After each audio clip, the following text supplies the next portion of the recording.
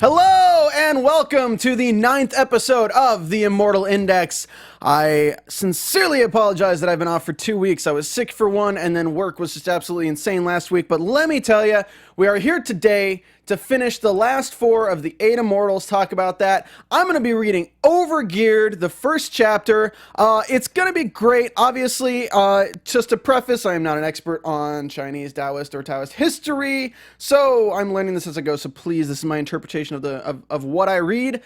So there may be room for discrepancy, or there may be false things. I'm not claiming to say it's completely factual, but I am claiming to say that this is what I researched, and this is kind of what I discovered. So if there's anything you want to correct, please comment below. Hit that thumbs up and share this with your friends if you like the video, and please subscribe. I have 322 subscribers right now with 9 episodes. That's pretty awesome. You guys are the best. Thank you so much for supporting the show and, you know, being a part of this Xianxia podcast. So I really, really appreciate you guys. So yes, as I said, we're going to be talking about the last of the 4, but I'll be reading Overgeared, which is by Park Saenal. It's currently being translated by Rainbow Turtle, which if you read Legendary Moonlight Sculptor, you'll recognize that name. It's very similar to the same vein. So I'm going to be talking a lot about that after I go through these 4 Immortals, because honestly, guys, I started Overgeared a week ago, and I just haven't stopped reading it since. It's one of those like novels that's just like candy. You just can't stop reading it. So I'm on chapter like 400 something right now. So really digging it. So first up, let's get into this. Thank you so much for watching. I want to just say really quick a nice thank you to Hiromaru, who translates Martial World. I covered Martial World on the show a few weeks back, or 4 or 5 weeks back, and we showed you some of the magic cards that we brought in, some of the magic cards that I made for a contest that he was doing, and guys, I won! Yay! That was pretty awesome! So I won either a PlayStation 4 or a Nintendo Switch. I haven't decided yet. I don't know. I gotta look at the games and see what I want to do, but that's so cool. That's why I really love these translators. I love this community because everyone's so supportive and everyone has these fun contests and really brings people together. So, if you want to check those out, you can check them out there on the front page of Wuxia World right now. But if you want to check them out in the past, you can take a look at the novel updates for Martial World on Wuxia World. And read Martial World. I really like it. I had a comment in the YouTube earlier saying that they tried to read it. They weren't a big fan, but they really loved What Birthed the Thief. So that's really great. Like, you know, all these novels aren't for everyone. Everyone has the things that they really love and the things that they are really into, which will lead me to the poll question at the end of the show. I won't give you I won't give you like the choices from right now, but I'll tell you the question.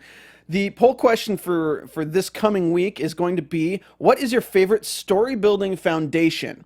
Like, you know, what's the thing that starts the novel off to make the MC very different from everyone else in the world, that sets them on this path to power? So in fact, screw it. I'll tell you the options right now. 1 is going to be reincarnation, 2 is going to be transmigration, 3 is expert spirit gurus, and 4 is going to be a magic artifact. So I'll talk about that at the end of the show as well, but those are your choices for the poll. I'll put that up right after this show stops taping, so check that out. And again, go check out Martial World. I support Hiromaru. I'm really happy that I won the contest, but you know, I would support him anyway. So that's what I really love. So first, we're going to talk about one of the most famous of the 8 Immortals, and it's Ludo Bean. All right, so Ludo Bean is the most widely known. He's also known kind of as the de facto leader of sorts of the 8 Immortals.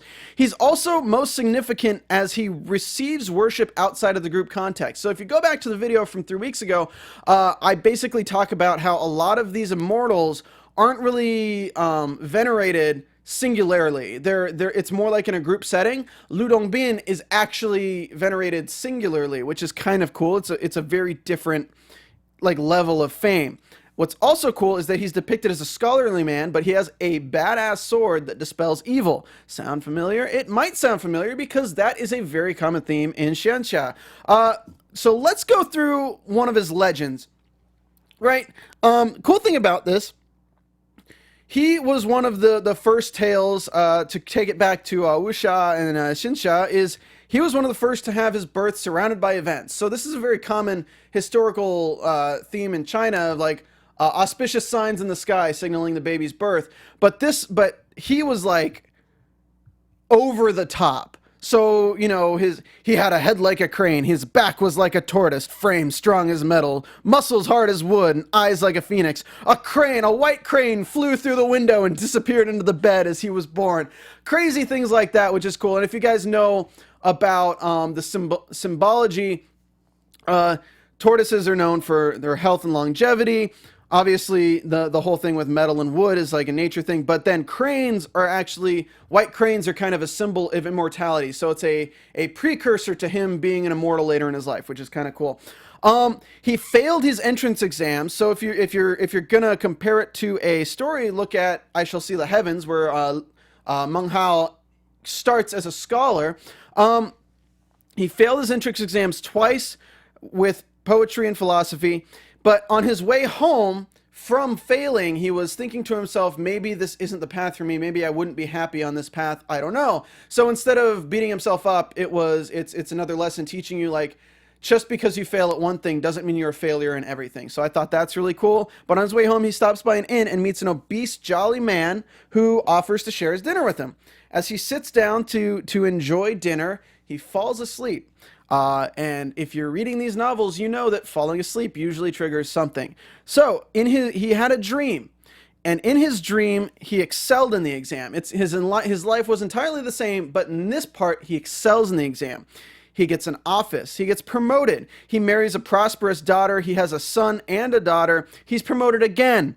Success, unfortunately, though, attracts jealousy, and being falsely accused, he was banished from his town. His wife betrayed him. His children were slaughtered by bandits, and he became poor again. And as he died on the street, alone with nothing, he wakes up at the table again. So as he wakes up, of course, this jolly fat guy is there to greet him and says, "You have lived an entire life in less time than it took your millet to cook." He finds out that the old man is Zhongli Qian, and that is another of the Eight Immortals that we'll be covering today. After seeing how his life could have played out, he wanted to follow Zhongli's example and learn from spiritual attainment. So basically, Ludo Bean is under the tutelage of Zhongli Qian, which is really cool because also he was firstly named Lu Yan. So Lu Dongbin was a man named Lu Yan, but after trying to learn spiritual attainment from Zhongli Qian, he renames himself to Lu Dongbin, which is a translation which means the guest of the cavern.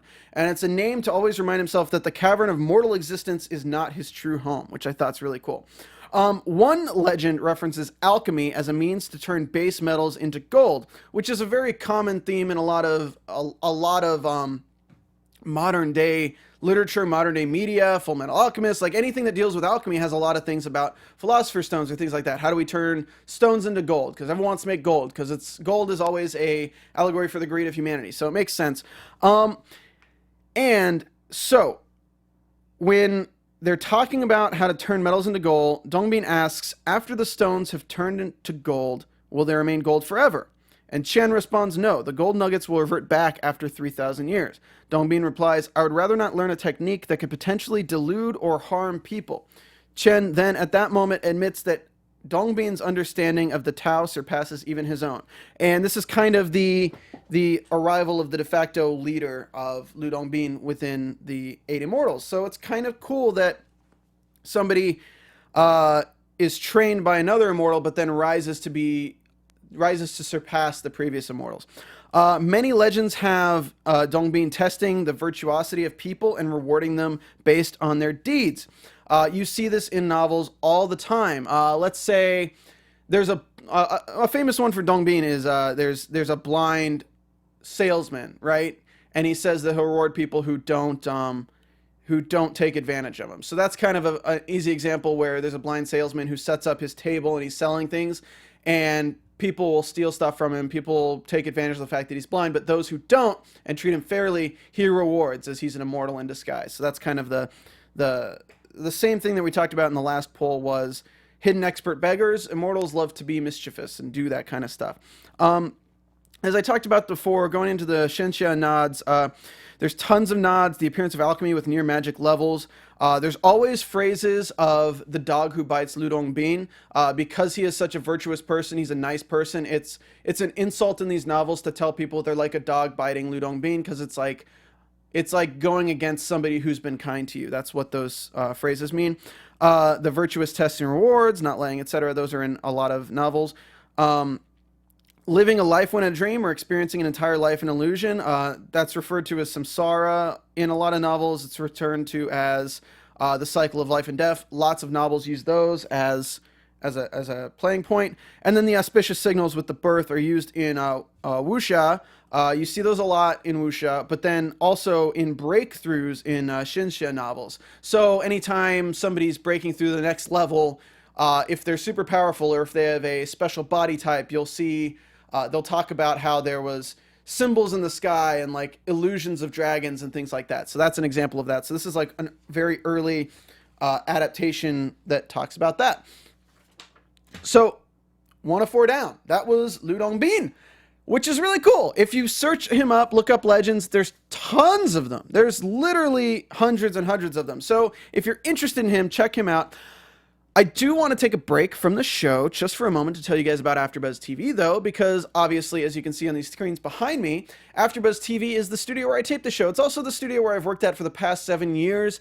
I owe a lot of my experience and my work history to them. I really appreciate everything that the owners have done for me, career-wise and personally, and just as friends and mentors. I really appreciate it. So this podcast couldn't be there without them. So if you guys are a big fan of TV, if anyone loves let's say Preacher, or what are the new shows? We got Dancing with the Stars, World of Dance, we got Below Deck Mediterranean, we got all that kind of stuff. Any TV show on TV right now, if you're a fan of it, we have an after show for it, where you can talk with people who are like-minded like you, fans of the content, to talk about the TV show. So just go to AfterBuzzTV.com, check that out. Support the people that support me, because I don't have to pay for studio space because of the kindness of them. So it's really great. Please check that out. Time to get back into this. Let's move on to the second of today's 4 Immortals. Xianxia is the second that we're going to be going through, and we have the picture up right now. You can see that there's a writing utensil in his hand. It's kind of cool. Hyun was a austere seeker of the metaphysical. The closest example I could get to this is in Xianxia novels, when they're talking about perceiving the nature of all things. If you're going to attain enlightenment in water, or if you're going to attain enlightenment in wood or anything, this is the study of the metaphysical. He was uninterested in worldly affairs, and he embodies naturalness and spontaneity in terms of why plan for the future when you just have to get what you need today. And this is seen through his acts. This is seen through some of the legends in terms of how he treats peasants and how he helps peasants and helps the poor. It's never about getting rich. It's always about getting them what they need for that moment. So in the legends, he was educated, but instead of serving office, he explored the mountains and played flute. His response to his uncle's criticism is that you and I have different ideas of study, which is kind of a really cool teaching to have a religion teach, because when you look at religion as a whole, in most histories and in most areas, it's think what I think, or get out. It's the study of the like mind. So what's really cool about this is that, you don't have to rise to other people's aspirations. It is whatever your aspirations are. So you and I have different ideas of study. Ludo Bean became his mentor, and he found spiritual attainment through doing that. So Dong Bean brings him to the Queen Mother of the West's peach orchard. Obviously, peaches are known for their symbol of immortality in these stories. The Queen Mother of the West is the one who grows the peaches of immortality.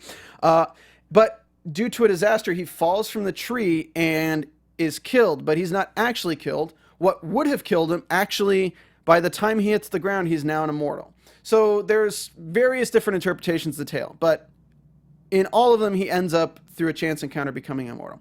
After returning to the mortal world, he encounters his uncle again, who still has the same attitude towards his meanderings through life. And again, he responds, "Our paths are different. You are destined to be famous in the realm of mortals, and I am meant to escape from the dust of this world." He also gave his uncle a prophecy. Very vague. He says, "Lost on the far Qian mountains, I cannot find my way. Snowdrifts cover the Lan Pass, and my horse can do no more." His uncle was later then stripped of his position for being anti-Buddhist and sent to a distant outpost. As he was traveling through the Qian Mountains, he was caught in a blizzard, which made his horse falter. Near death, Xianxia arrived next to him and cleared his path and told him to be patient for his bad fortune to be reversed. He leaves him in safety with wine and flies off to be with the other immortals.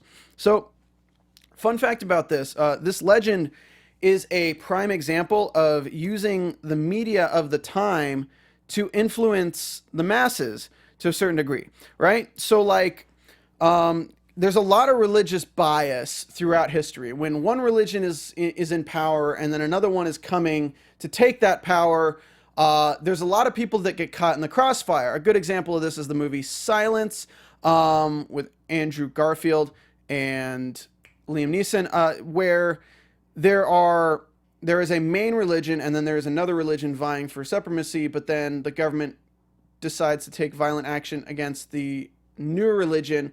But what happens sometimes is the new religion actually gains more speed and takes over and then becomes the predominant religion, that all the roles are reversed. So in this, as his uncle was anti-Buddhist, it's thought that he was, it's thought in the story that he was Taoist.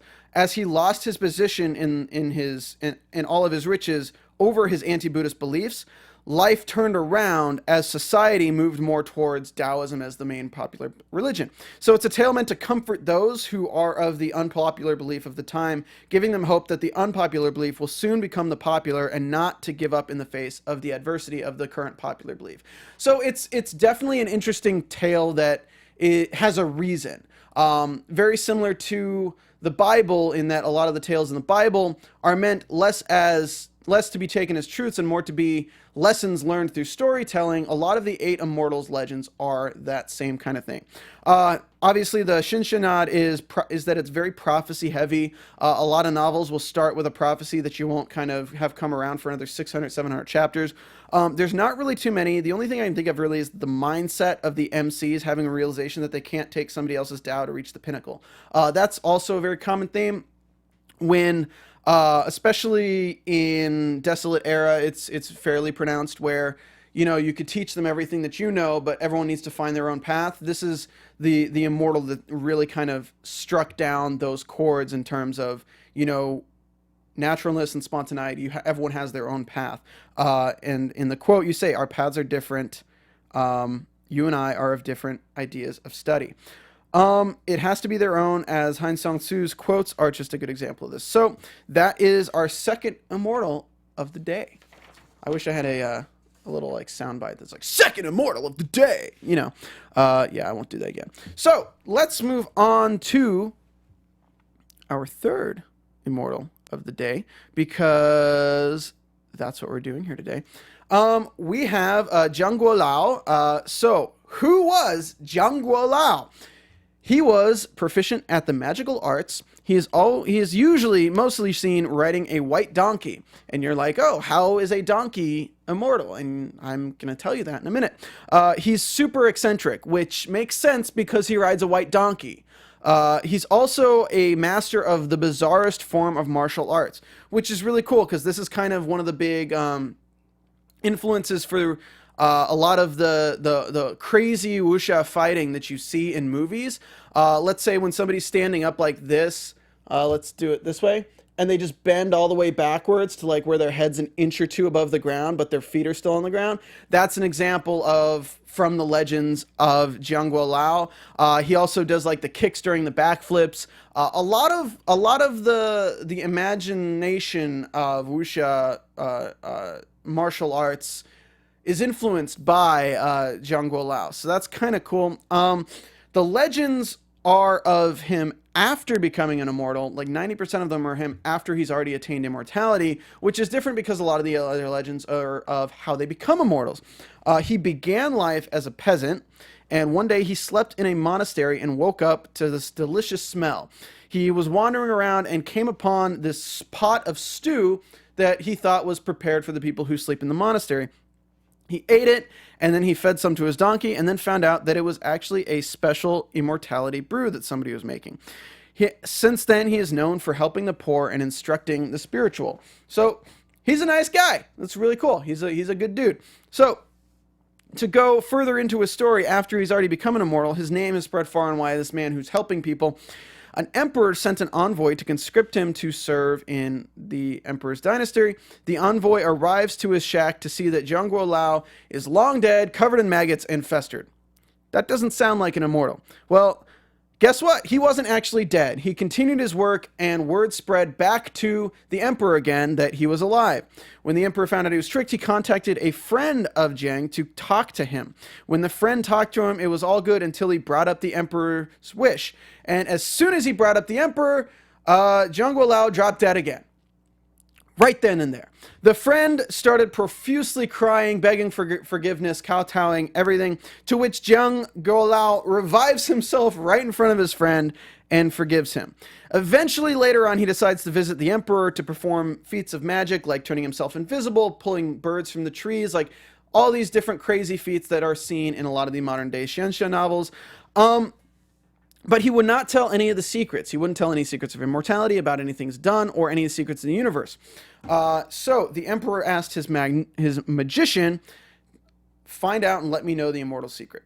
So this is actually an excerpt from the Wikipedia page about how somebody wrote how this went down.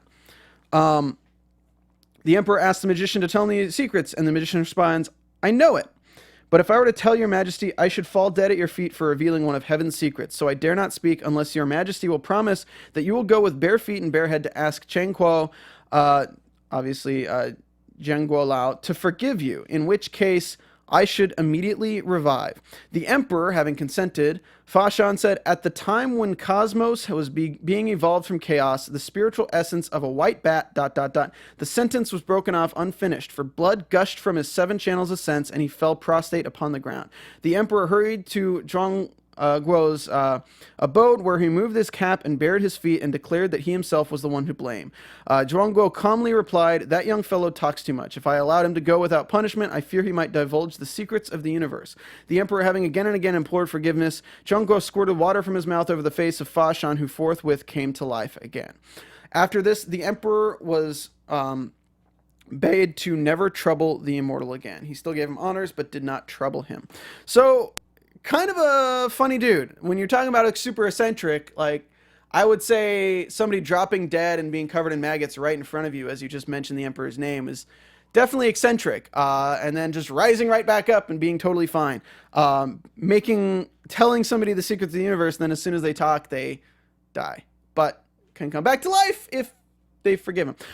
So it's really cool. He was definitely eccentric. If you're going to go through the Xianxia nods, eccentric mortals are very common in modern Xianxia. A lot of the aspects of magic can be found in legends from Zhangguo Lao, as many stories have tons of crazy magic. The first example of heavenly oaths that I've found being utilized and made good on. So basically, we use this a lot in Desolate Era, but they're in all these novels where people can swear a heavenly oath that they won't divulge information. This is most similar to a heavenly oath being sworn upon their heart, where if they were to break the oath, then let blood flow from their orifices and they die. And this is exactly what happens because Fa Shan starts talking about secrets of the universe that he had learned from Zhangguo Lao. So that's kind of cool that heavenly oaths were influenced from Zhangguo Lao. So that's number 3. That is the third of today's Immortals. And that is, I think, one of the coolest because I just love the fact that like a story encompasses a heavenly oath. I think that's really cool. Really quick, obviously, I want to shout out some people. I want to shout out Red Mirage, who's got his novel Painting the Mists. It's on Amazon. I really like to support people who, make their own stuff and do what I do, which is just, kind of contribute in some way to do something for this community because it's so awesome. So if you want, you can go support Red Mirage's novel. Just search Painting the Mists on Amazon. Also, I want to shout out all of the people. I want to shout out the people on YouTube right now. Tyler Kiley. Oh my God. Tyler Kiley's in the live chat. Good to hear from you, Tyler. Thanks for watching the show. I want to shout out so many people in our YouTube comments. Patanjali, Lemon Squash, Sword Immortal. Thank you for taking the suggestions. He's going to go check out Moonlight Sculptor, but just beware when you start Moonlight Sculptor, it's discontinued, so you might not get to the end. You might have to get like machine translations to get the end. Due to some random things happen. So when I recommended Overgeared, you should check out Overgeared before you move to Moonlight Sculptor. But I will say that Moonlight Sculptor gets through a lot of the good stuff before it kind of goes off the rails. So there is a lot of story there that's really fun. Shout out to Go to the Beach. Shout out to Phi D, Lou Blau, Tab M, Jose Cruz, Jack Ko, Poteng Bao, Thomas Edwards as usual, Akashi Mau, Don Seeker. Shout out to Deathblade as always. And Edflair, how cool was that interview last time with Edflair? That was really cool. If you haven't seen that, check that out. She translates for Valere Novels. She runs Valere Novels, and she translates Sovereign of the Free Realm. So that's really cool. So please check that out if you're at all interested in that. And then the last thing I want to do is I want to thank a very special person. Where is it? I can't. Why isn't it showing up? There. I want to thank ZX Klinzifan for being a Patreon supporter. My first Patreon supporter. Thank you so much. That's awesome. Like, honestly, you're just giving me money for doing what I love to do. I do have a Patreon. I don't shout it out very often because honestly, I want to get this show to the level it should be before I start asking people for money. But hey, let me tell you, I have a Patreon. If you go there, you can give me money. I don't have any level set. It's literally just hey, support the show, $1, $5 kind of thing. So appreciate you guys. Appreciate everyone who supports the show. And thank you so much. I'm now going to move into Zhongli Qian. We're going to be talking about Zhongli Qian, which is the 8th immortal, the final immortal on this list of 8 immortals. Who was he? He was the most ancient of the immortals. He is renowned as an alchemist, and he's also the instructor of Ludo Bean. If you were paying attention in the earlier part, he is the one who comes down to instruct him. He's remembered for his dedication to helping people, creating his own spiritual and moral character, and also being a fat guy with a fan or a peach. Peaches, of course, are a symbol of immortality. Fans, I can't remember right now. I apologize. So, legends. He was born with the features of an immortal. You also saw this in Ludong Bean's story where they said, like, the back of a turtle, structure, sturdy like metal. He was born with the features of a mortal, which in this case resemble a big forehead, thick ears, long brows, red nose, square mouth, high cheek, and red scarlet lips. He actually did become a member of the court. One of the main thoroughfares with all these immortals is that they usually avoid that, but he actually became a member of the court. He was promoted to a general and sent to war. But he was not very good at it, apparently, because he was routed and forced to run away. Lost in freezing, he came across an old man who gave him directions to an adept who can get him in tune with his spirituality again. The adept called him by name and gave him sanctuary in a shack in the middle of the forest. He begged the man to instruct him on immortality. The man agreed and explored alchemy, Taoism, and magic practices with him. After 3 days of intense study, Zhongli was dismissed and told to help people. He tried to return to say thank you, but the shack was gone. Later on, he dedicated himself to helping people spiritually and morally. He would use alchemy to make enough silver to save peasants, and after researching alchemy for his entire life, he discovers a recipe to become immortal. He becomes an immortal, and later on, he trains Ludong Bean. Xianxia nods is that there's more alchemical references, and there's slight nods to mysterious immortals meeting the MC and then disappearing. Nothing really too solid with this guy. It's just really cool because he is the teacher of the most predominant Ludong Bean, and he's also the oldest, so it's kind of cool that the oldest isn't the de facto leader of the 8 immortals. It's Zhongli Qian, which is pretty cool. So yeah, that's the 8. That is the 8. Thank you for watching. Thank you for being a fan. Thank you for being a fan. Okay, so that was the end. I feel so like a weight is off my shoulders. I've finished talking about the 8 immortals. I'm sure they'll get brought up again. I think next week I might bring up the Queen Mother of the West. You let me know what you want me to talk about. Let me know in the comments. Hit that thumbs up. Be a fan. You know, hit me up on Twitter at Immortal Index or my personal Twitter at Stephen Lemieux, STPHENLEMEUX. But if you don't, that's fine too. Just listen to the show, enjoy. Leave a comment on iTunes. If you leave a comment on iTunes, you definitely get a shout out. So go ahead and subscribe there, or you can check out the SoundCloud, soundcloud.com/Immortal Index Podcast. Now, as always, I do this all for free, so high ratings definitely help me find the show. But before I get into tonight's reading, I want to tell you guys that, again, I'm from North Carolina and I live in California. I don't speak Chinese. I don't claim to speak Chinese. I don't claim to pronounce it right. I tried to pronounce it right. I will definitely keep trying to pronounce it right. Luckily, with today's novel, Overgeared, it's a Korean novel. So it is a little bit easier for the words in the first chapter, at least, to pronounce. There are some words throughout this novel that I definitely just can't pronounce at all, but I will do my best. And yeah, we're going to be reading Overgeared. It's by Park Saenal, currently being translated by Rainbow Turtle at Wuxia World. Very similar to legendary Moonlight Sculptor, Rebirth the Thief, or King's Avatar. It's very goofy, but it's also very cool with the action, with the fight scenes, with how it's written. It's really fun. If you're a fan of Upgrade Specialist from Another World, it has a lot to do with items. He creates items. They have random effects. Sometimes the effects are good. Sometimes the effects are bad. The character grows in this novel, so it's kind of cool. I will start by reading. Everywhere you find this novel, you're going to see a translation from the Korean site that it's being pulled from. This is what Rainbow Turtle translated and put. This is from the author. The basis of this novel is a virtual reality game called Satisfy, developed by the world's top genius scientists Lim Cheol-ho and world-class scientists. The main character is timid, flaky, selfish, cares about money, and easily feels jealous of others. Because the author set up the character in this way, the story was difficult for the readers to read. But as the main character encounters various people and geniuses, he internally matures and his personality changes. If the main character is described as cancerous early on, at present he can be called a mature adult. However, those who don't read beyond the hurdly parts of the 5th volume, aka chapter 90 or so, find it hard to believe. The basic setting and storyline are similar to other VR novels, but the praiseworthy thing is the content development. The early parts aren't much different from rival novels, but the novel rating has exceeded the market average in recent years due to the writer's growth. Like other novels, it contains a munchkin element, but it is different from typical munchkins. In the early stages, the game progresses with the main character using his class of a legendary blacksmith. The main character expands the game content, and the level of the existing users dramatically increases. Hidden talents, new players in the official rankings, classes that could break the balance, all of this makes the main character's one-man show impossible. The main character grows internally and externally while competing with others. In fact, if you compare the simple and ignorant battle method in the beginning to his abilities in the present time, it is possible to feel such a sense of distance that he doesn't feel like the same character. I'm 400 chapters in, guys. I can tell you that is without a doubt true. It's very, very cool how the author has grown his character in the story. Back to it.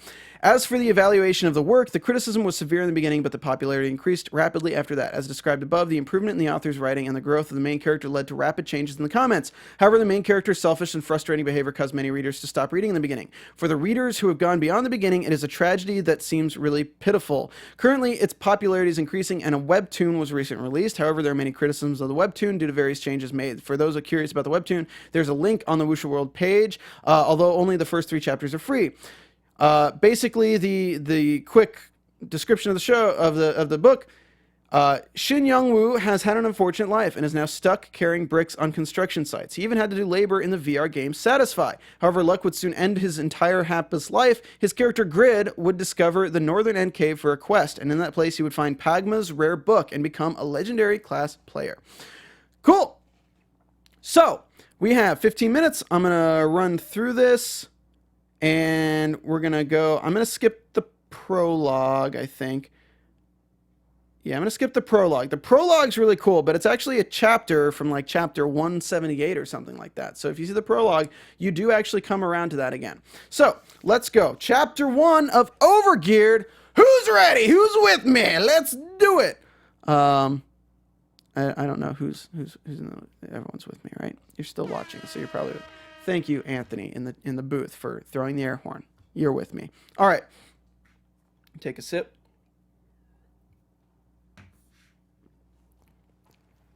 Here we go. After entering the Northern End Cave at the end of a 3-month journey, I was able to witness the overwhelming sight of all types of battle gear piled up like a mountain. Wow, what's this? The name of the brilliant battle gear were in a colorful mix of green, yellow, and purple. If I only took a few of those, I'd become a rich man. I wanted to take all of the battle gear, but it was impossible. This item cannot be obtained. How stingy and dirty. Items that couldn't be acquired despite them being right in front of me. When I put it in my bag, it would return to its original spot like a mirage. This situation was like that of a pie in the sky, or a woman already being married. No, a married woman was still different from a pie in the sky, as one could still obtain a married woman if one tried enough. Beside the point. In the end, I could only stare at the items with longing and regret. Indeed, if a user could obtain all these, satisfies economic balance might crumble. Ugh, unfortunately, I understand. I didn't come here for the battle gear in the first place. I soothed my mind and turned my attention away from the pile of battle gear. There was an old book placed on a shiny gold table. Finally! All the hardships I experienced while coming here passed through my mind. Laughter emerged as my nose became runny and tears dripped down. Thank goodness I had the patience and tenacity. Otherwise, I would have quit the game because of the terrible difficulty of the quest. I felt great pride in the thought of clearing this quest. I finally found it! Oh yeah! A damn S-grade quest that was impossible to give up. Incidentally, how many deaths have I experienced before on this solo quest? How many items were destroyed due to no durability? A human blacksmith who transcended the skills of a dwarf, Pagma, achieved the culmination of godlike techniques. The face of Oral Asher, who made me visit one of the Eternal Kingdom's 5 forbidden zones, popped into my head. If I bring this to him, I can get the Sun Sword? Once I get it, no one can match me for the rest of my life, you bastards! I'll make you pay for hitting me! Pleasure surged like a tide as I picked up the book. You have acquired the legendary craftsman's rare book. It isn't in a proper state. You can check the details using Eye of the Palalian. Do you want to use Eye of the Palalian? Eye of the Palalian? A high-end appraisal item is needed to check the item? Eye of Palalian was the most expensive among the existing appraisal items. 6 months ago, I'd bought it just in case I hit a jackpot, but sadly I couldn't use it and was left in my inventory. I don't want to miss a golden opportunity. I put the appraisal on hold and examined the golden table. I wondered if there was a way to take this gold away, but it wouldn't budge. Kicking, pulling, and even biting it was useless. It was an item like the battle gear that users couldn't own. I really can't salvage anything because of this effective system. The price of my 3 months of work is very high. I gazed at the book in my hand. I have to give Asher the item, so do I really need to use an expensive item to appraise it? I struggled for a moment before pulling out the Eye of the Palalian. It was natural to wonder about the source of my 3 months of suffering. Appraisal. Pagma's rare book. Rating, legendary. This is a book that contains the techniques of Pagma, the blacksmith who transcended human limits. The person who opens the book can become a legendary blacksmith. Effects, become Pagma's ascendant. Conditions, none. The level and stats will change when used. A legendary item has been found. Reputation will rise by 500 across the continent. My body started trembling. Whoa! Jackpot! It was a legendary item. My reputation rose by 500 across the continent just because I discovered it. It was an amazing harvest, given that it was difficult to raise reputation by 100 just in one city. Reputation is reputation, but I wondered if I had seen wrongly. I read the item description again, however, there were no changes in the contents. Jackpot!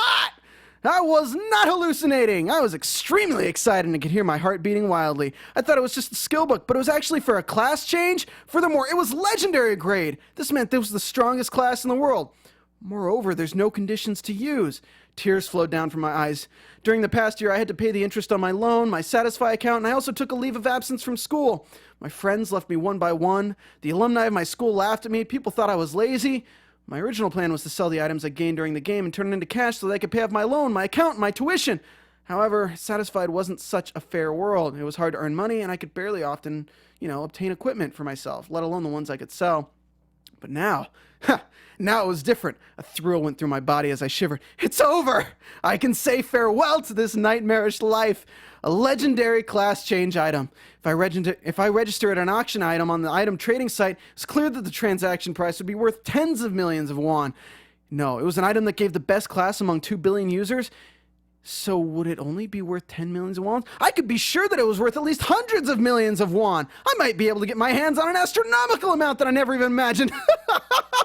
Father, Mother, this freeloader finally made it. Now it's time to leave the game and forget about finding employment. My parents can quit feeling ashamed of their son in front of neighbors, especially Say. Oppa finally did it. Now you don't have to be embarrassed every time you meet me on the street. When my parents want to come and play at my house, I don't have to refuse and make all sorts of excuses. And my friends, alumni, they can't ignore me anymore as a pathetic game loser. Although I was one. I will become a success with the game. And I've taken a few steps ahead of you guys in the society. I paid 10 million won to purchase a capsule, and my loan interest rode by hundreds of thousands of won every month. Ah Young is still pretty. I imagined attending my high school alumni meeting for the first time in 2 years in a foreign car. The successful alumni wouldn't be able to ignore me anymore. Then I blushed as the face of my first love, Ah Young, came to mind. Okay, go and sell it! quest? I didn't care about that right now. Obviously, while the reward was a weapon that belonged to the epic rating, it was nothing in comparison to the price of this book. My affinity with Earl Asher would fall, and I'd probably end up with me not receiving any more quests with him, but there was no reason to be afraid in front of hundreds of millions of yuan. Log out! I confidently exclaimed. Then a notification window flashed in front of my eyes. You can't log out of the game here! Earl Asher has appeared. Huh? Dozens of knights jumped into the cave as I was struggling to understand. Then the familiar Earl Asher appeared. I panicked as he found me and his face distorted. Foolish traveler, you all have the same greed.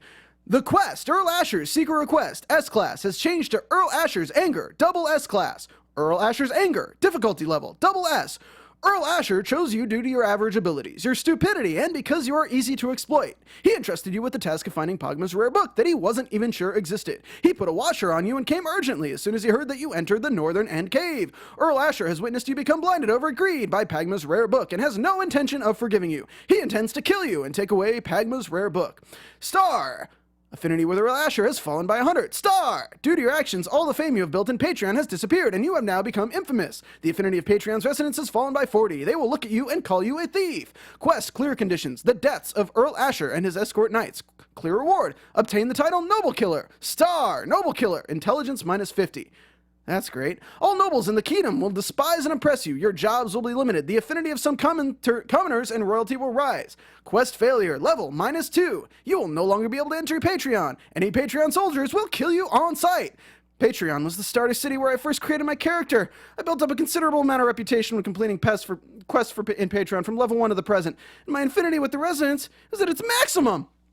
All merchants gave me a 20% discount when buying goods, and the goods I sold were purchased at 15% above their value. There were residents who gave me a hidden question when I posted them, but all these achievements automatically flew away the moment this quest updated. This is shit! A curse naturally emerged. Earl Asher, no, you bastard! This goddamn bastard forced me onto a quest where I wasn't sure if I could find the item or not. If Pagma's rare book was something that didn't exist, I wouldn't have struggled for months in vain.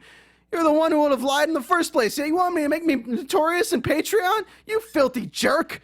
As their master was cursed at, the hot-headed knights immediately pulled out their swords. Earl Asher restrained them and spoke coldly to me. You had already decided to betray me before you knew you were deceived. Even so, you are still acting so proudly. Is it greedy to want a reasonable reward after the hardships of my journey? My betrayal wasn't certain. He sneered at my words. Didn't I already promise you to give you a reward in return? We entered into a contract, and you have trespassed on my good faith out of greed. This wasn't something that I could handle with words. As I fell mute, Earl Asher's momentum increased as he continued to chattel. You truly are a poor man. The more I watched, the more I could feel it. But there are times when you can do extraordinary things, as I honestly hadn't expected you to find this cave that had disappeared from history. I will punish you for your ignorance, but as a reward for your patience, I'll kill you as painlessly as possible. End of chapter 1.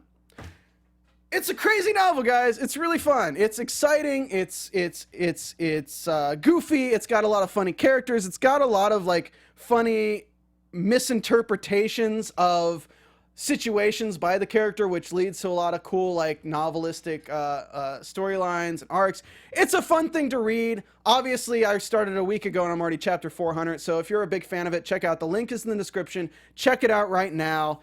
It's pretty fun. All right, that was our reading for the day. Obviously, go support Rainbow Turtle. He's got a Patreon up if you want to read Overgeared. You can get advanced chapters on his Patreon if you check it out. Now, the poll from 3 weeks ago was a battle between which of these 4 cliches inspired by the 8 Immortals was your favorite. The results are in. 12% voted for women with lotuses, 13% voted for souls leaving bodies, 8% voted for androgynous Taoists. Honestly, I'm surprised anyone voted for that, so like, good on you for actually having a few votes. And 67% of you loved hidden expert beggars. Obviously, though, hidden expert beggars are like seen in movies, they're seen in Wuxia, Xianxia, Xuanhuan, like all the stuff. So obviously, I figured that would win, but definitely not by the landslide that it won by. So that's really cool. Again, this week's poll, getting down to it. What is your favorite story building foundation? Check out the Immortal Index Twitter at twitter.com/immortalindex to vote. What is it? Is it reincarnation?